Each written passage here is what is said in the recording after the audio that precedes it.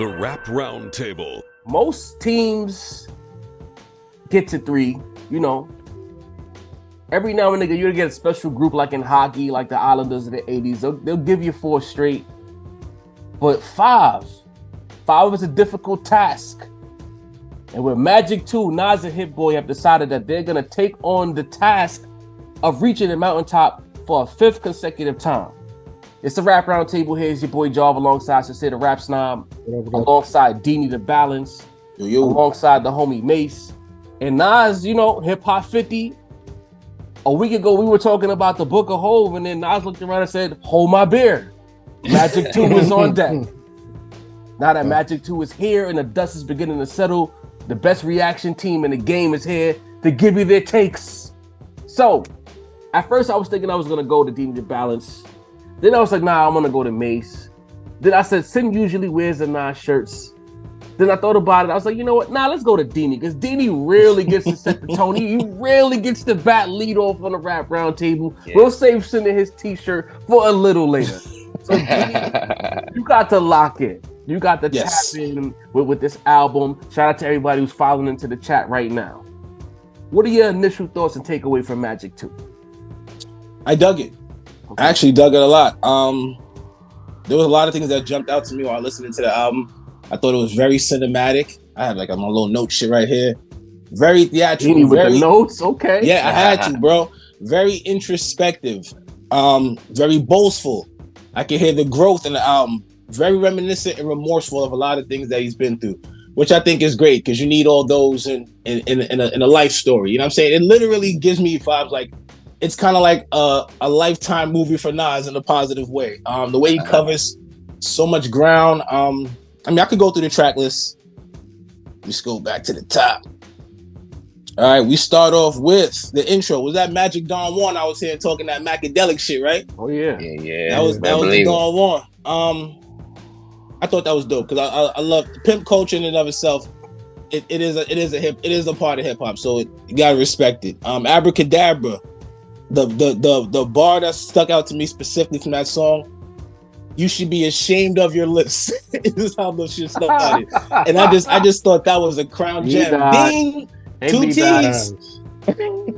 You should be ashamed of your lips. I put some pain into this. I put my veins, blood, bone, soul. I put my brain into this. That bar, like every album always has a bar where I just go, The multiple beat switches on Abracadabra fire. Hitboy does not get enough credit, man. Office Hours of 50, I thought it was dope, but I wanted more for 50, dog. I'm thinking we ain't hit 50 in mad long. It's the 20-year tour to Get Rich or Die Trying. You the real only official feature on this album. You know what I'm saying? I'm thinking you're gonna come through with some. It was cool. Don't get me wrong. It was cool. But it wasn't, back in the days, 50, every 50 song at least had a bar you walked away with like, nah, that's the bar from the record. I didn't find that bar. Good work, 50, but I wanted more. The children of the Memphis Children of the Corn sample. Dope. Motion. Maybe my favorite song on the album. Oh yeah, Vibe. I mean, that was prime Nas, and I don't mean like today Nas, like third prime. It don't feel like second. This felt like 90s Nas, bro. There's everything. I got more like Stillmatic Nas. More like Stillmatic. Heavy talk. But the energy, the cadence, the pocket, just immaculate, bro. Bokeem Woodbine, beautiful. Pocket work, amazing. Ball work, official. Irvin Magic Johnson, bro. Maybe good, not a bad record, but probably my least favorite record on the album. Just didn't like the pocket. Just didn't like the pocket he was hitting. Even the way it starts, the pocket just comes off a little off. But other than that, decent. What this all really means, spoke to my heart. The feelings of getting I Am bootlegged and how much work he put into it. If you ever put a work in anything and it failed, you know what that's about, and that's a part of life. You dig what I'm saying? Right. And how Nipsey wanted to do the documentary, slow it down. Chef's kiss, bro. Everything phenomenal. Pistols on your album cover.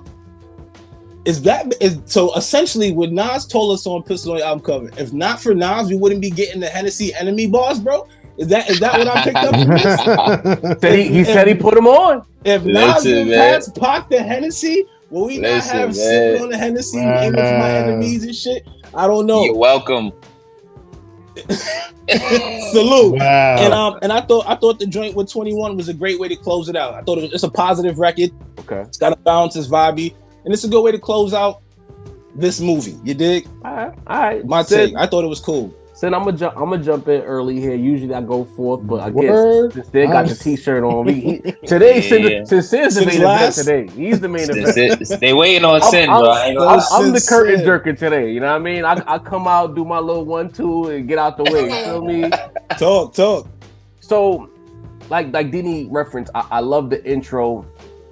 You know, Nas is generally one of the more humble rappers in the space over the entirety of his career.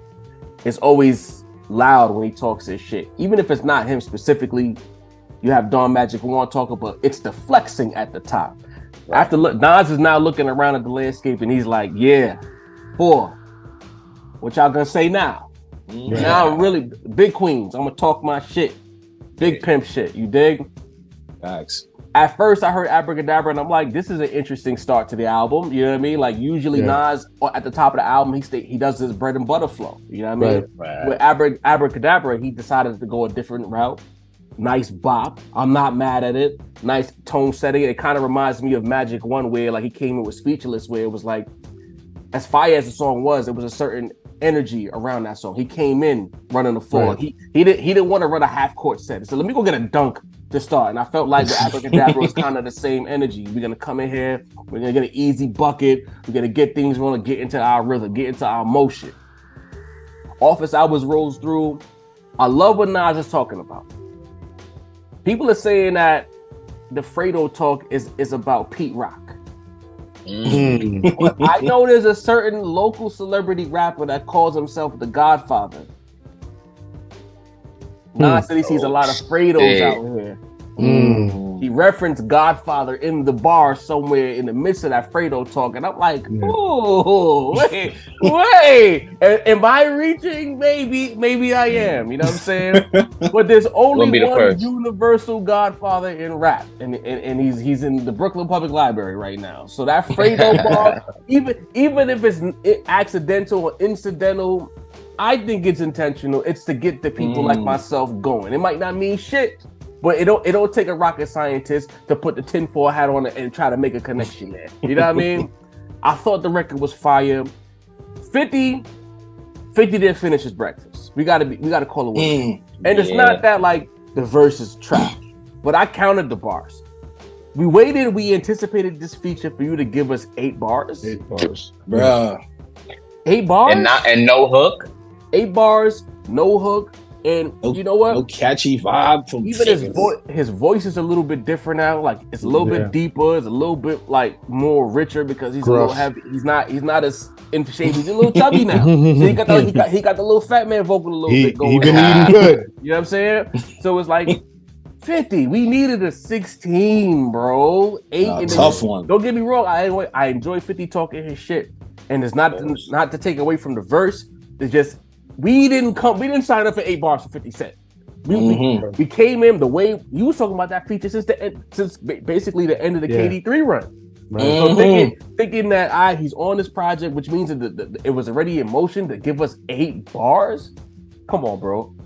Pardon me, I got a little allergy situation today. 8 cool bars. It was 8 cool bars. That's why I wanted 15 or 12. Yeah, you know what I mean? It's 12. You gave us a haiku. I wanted an essay. You know what I'm saying? Black Magic, fire.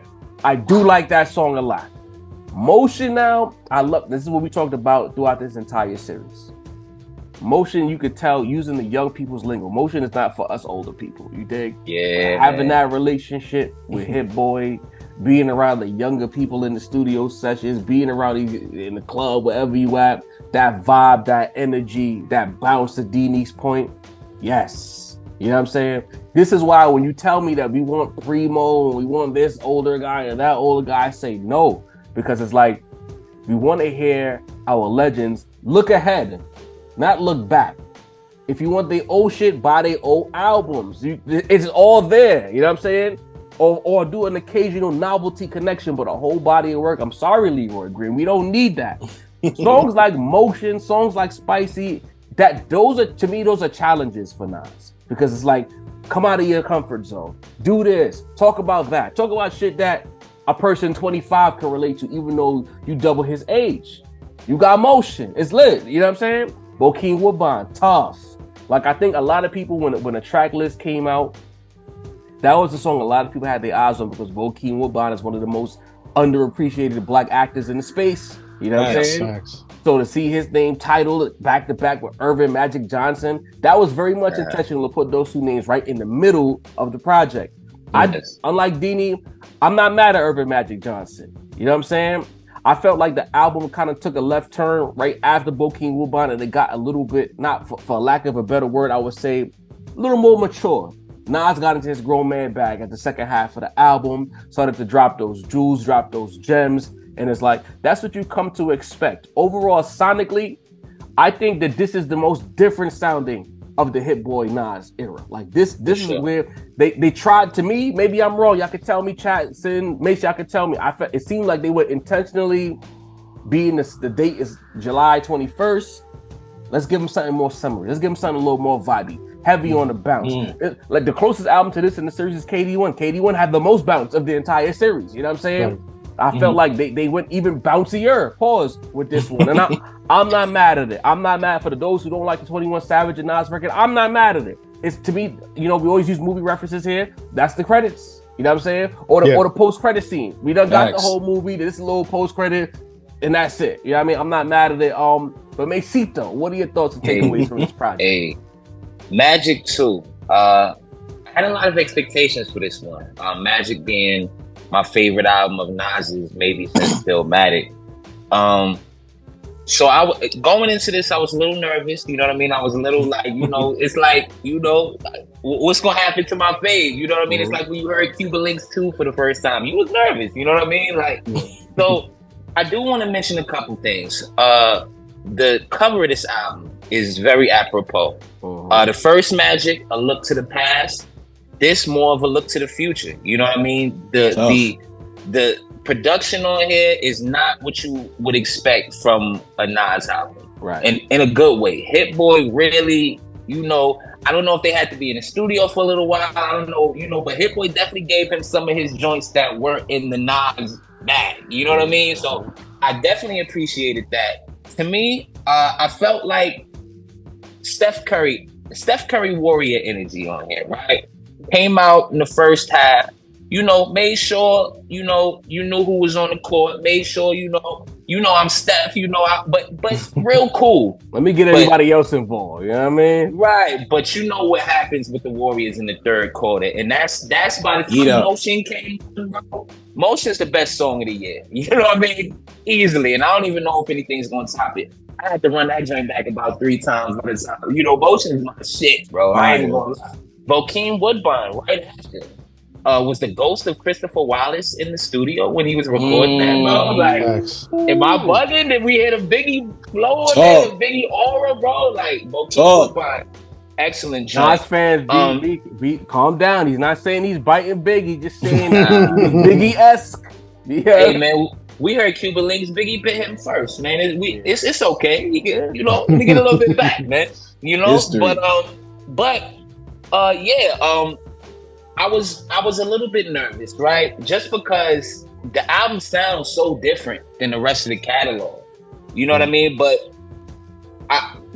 it's a futuristic sound, experimentation almost. You know what I mean? But I really enjoyed it. I can't even lie. Like, Nas is one thing I think you have to separate with Nas albums. It's like a Kobe Bryant game. Like, Kobe is always going to look good on the court. You know what I mean? Like, Kobe's always going to look great. You know what I mean? But you have to separate the performance from the actual album. But listen, man, like, they set the bar so high. I'm not quite sure I'm on that KD3 Magic level, like super duper classic. But I enjoyed it upon the first listen. I didn't think a lot of people were upset with One Mic, One Gun. I thought it actually fit the flow of the album, like, perfectly. You know what I mean? I'm a 50 guy. I'm not even gonna speak on that weak 50 verse, bro. Like, 8 months for 8 bars, 50. Like, I don't understand why you did that to us, man. He's a busy guy, I guess. He's a busy guy. You know, did somebody put a fire alarm in the studio and they just had to stop recording? Is that why he? Is that why he asked where Jungle was? The alarm was going off. Right, there we go. There we go. So we You know out what of I'm here. saying? Come on. So overall, obviously, we got to give it a little bit more time. You don't want to be one of those guys that says, you know, I love it all the way, or it's, you know, I see a lot of people online kind of denigrating it a little bit, and I think people were kind of waiting for this moment to be like, oh, this is not as great as a 5.5. But y'all got to stop listening to music like that. You know what I mean? Like, it was waiting to hate. they was waiting to hate, man. I kind of seen it a little bit. You know what I mean? So I was like, no, don't do that, man. Don't do that. I think this is another great addition to the catalog of Nas and Hit. Nas had bars in there saying they just getting started. You know what I mean? I don't know. They might do 10 of these motherfuckers, you know? But overall, enjoyable listen. And Motion, track of the year. That's what I got right now.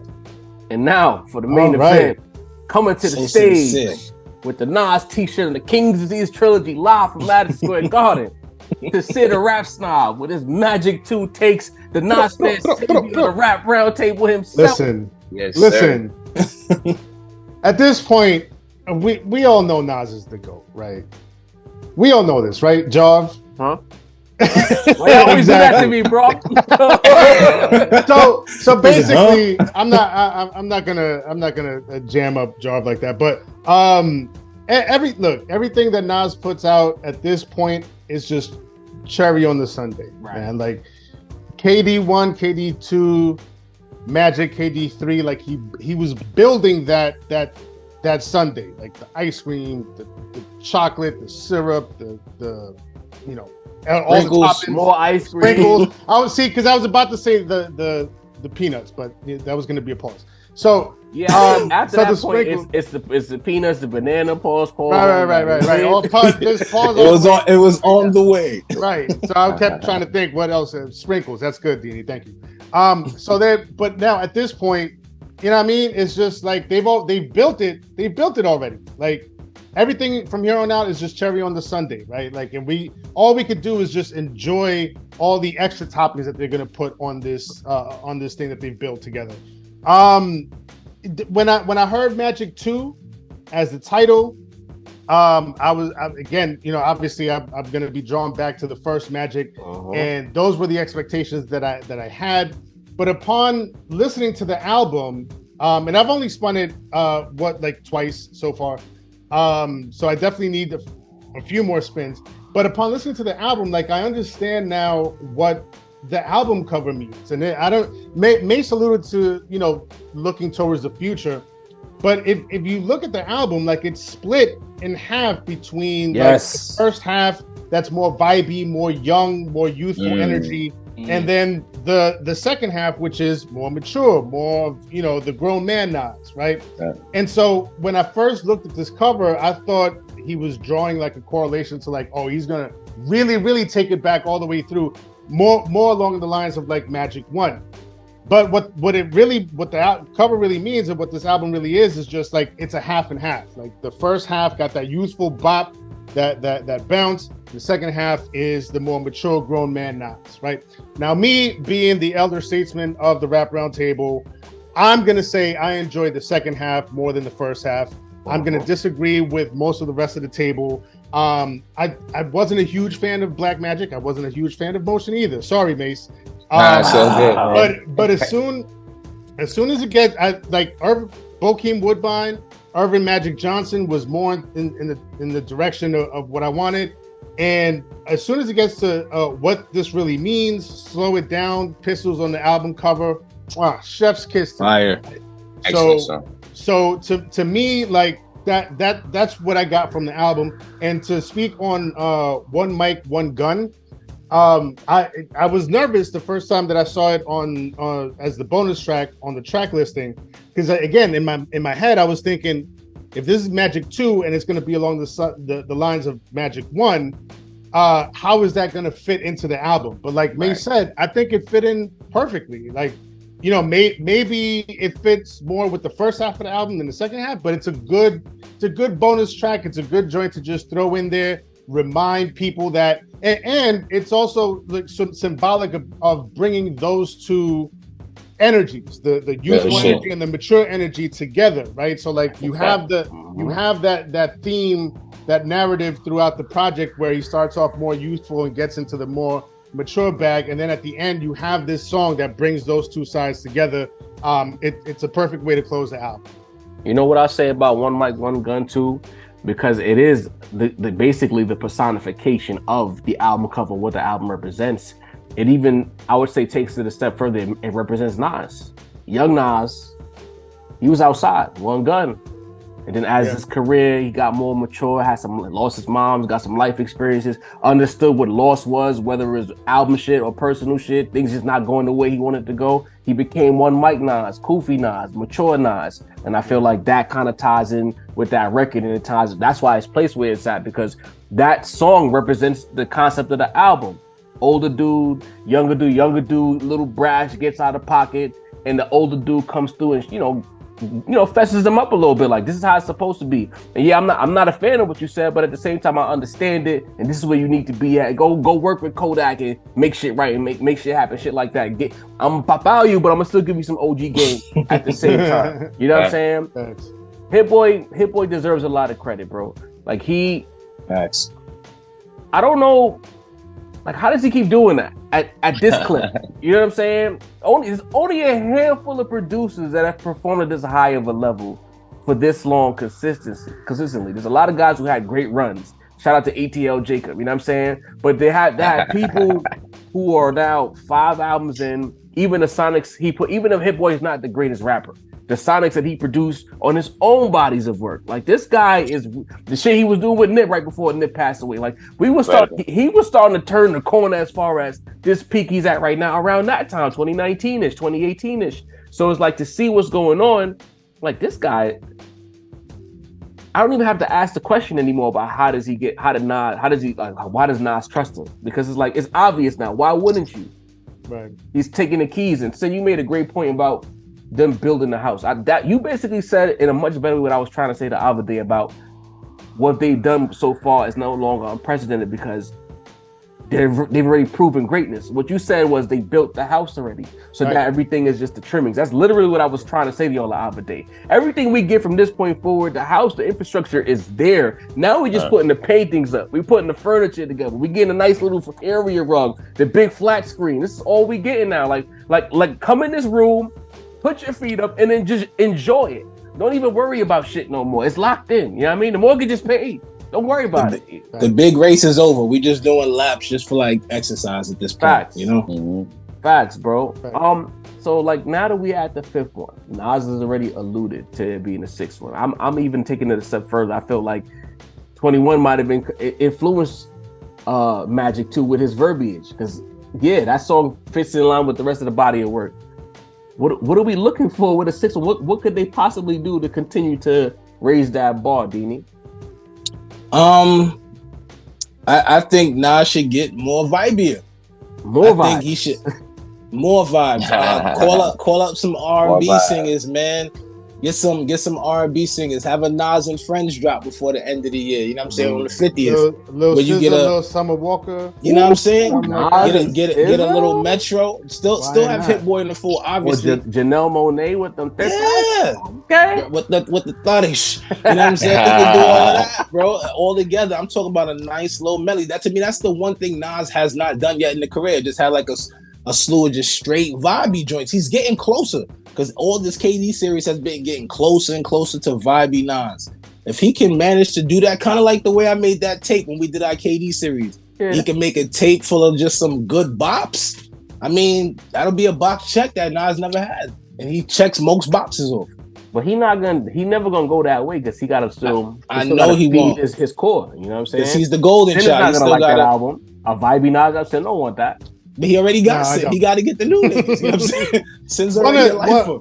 One or two vibey joints on the album, but like a whole vibey, I need that introspection. I need the vision. I need the wisdom. He did that on the vibes. He did that on the KD series. Plenty joints that had all the same wisdom, introspection, clarity, all of that. But what a nice bop, bro. Okay, it's doable. Mace, at this point, you perusing that just like I do. There's that contingent of Nas fans who are saying anybody but Hitboy. do you? Yeah, I saw it yesterday. It's really nasty. Do you think it's time for them to maybe consider going in a different direction creatively, or do we just keep riding this till the wheels fall off? Absolutely not. They asking for no more Hitboy while listening to every single album, man. So don't listen to what they say. Watch what they do. You feel what I mean? Talk So about it. Facts. absolutely not. And listen, at this point, I feel like this is like the vibey album. Dean, like, to be honest with you, I feel like he gave us that. He gave us the stadium type flow with KD3. He went with throwback sound with Magic. So it's like they kind of conquering every sound. You know what I mean? So to think about how they may be looking in the future, I trust Hitboy and I trust Nas. So nah, absolutely not. In favor of you know what I mean? Like, because the homie on Twitter was talking about Alchemist. I wouldn't be mad at that. Okay. I've been saying it this whole time. Great story. We'll get great man. stories. Just check this out, because even if you want to go with a vibey, kind of sound, look at the Larry June album. You know what I mean? Laid back, talk kind about of it, vibey, but a little Actual more good elevated, rapper on those beats. Hell yeah! You know? Wow, don't do that to Larry, bro. Like, come on. LJ had a good album, man. Just don't see it. Yeah, man, I think Alchemist does a good job of meeting people where they're at, similar to Hitboy. That's probably what they see in each other. Yeah, I think Alchemist will be able to craft a good number of joints, if not a whole little EP or project, full project for Nas. You know what I mean? Listen, I got a question for you. I'm looking around the space. Hot 97 is talking about Magic 2, Hip Hop DX. 2T Elliot with 2 T's. 2 T's and his Two boy T's. himself. What do you think about this whole situation where the publications are finally It's looking at it? about goddamn time. Okay. God damn. Bro, I went in the group chat the other day and I was like, because I think Mace was the one that threw in the Hip Hop DX link. And I was like, damn, it only took 5 albums. And then Mace corrected me. He was like, you mean 15. I'm like, you know what? You're right. They've been ignoring Son for the fucking longest. But look, to be completely fair, and somebody, and I do want to address this because somebody tagged me or added me on Twitter with this question of why does the media not seem to pay as close attention to Nas and put the light on his projects when he drops. I think part of it, to be fair, Nas has never really played the media game, and let's be honest, it's a game.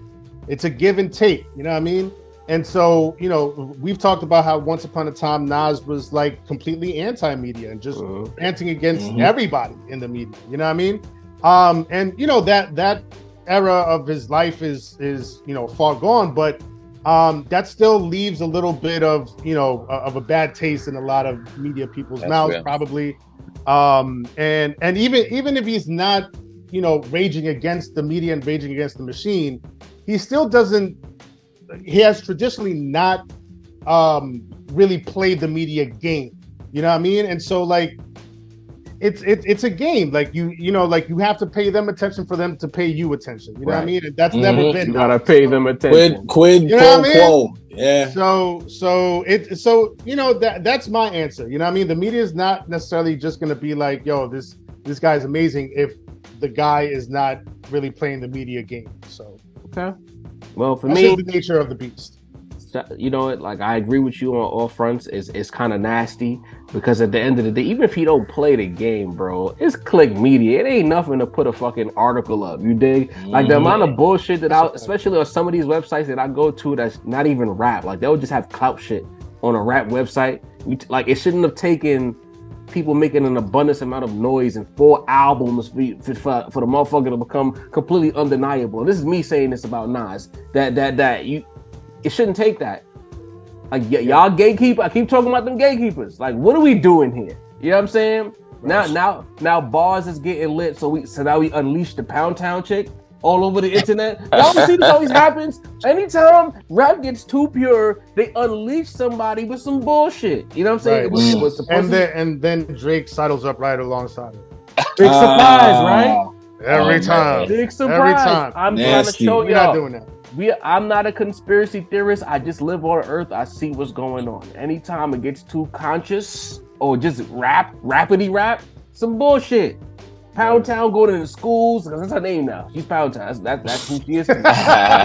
She's throwing up blood and middle fingers to do a high school performance. And the principal got con, photo ops with Drake, rapping about her areas in front of pastors at the BET Awards. Y'all not it never fails, bro. It never fails. I know I'm forgetting. It's somebody else. All of a sudden, all the Chicago rappers are gay. They putting out all this news the week that Nas dropped. I'm trying to show y'all something. The Space does a lot of weird shit. You know what I'm saying? At specific times, they really don't want rap to be rap. They honestly want rap to be a minstrel show. They work in quadruple overtime to make sure that we are distracted from all the good shit with the fuck shit. I'm not going for it. You know what I'm saying? That's a little brother.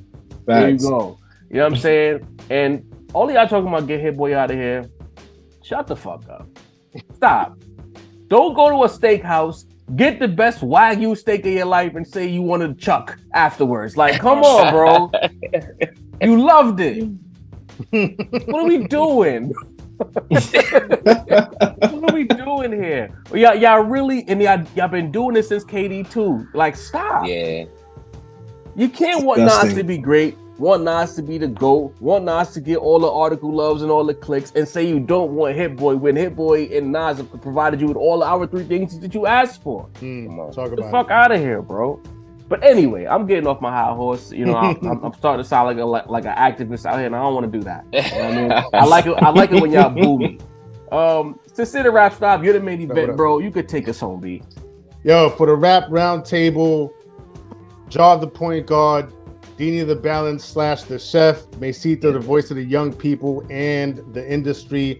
I am Sincere the rap snob. I make beats. Holla at me, aka Sincere Beats on the socials. We are the rap fucking round table, and we out of here. Yes, sir. Till next time. Sir.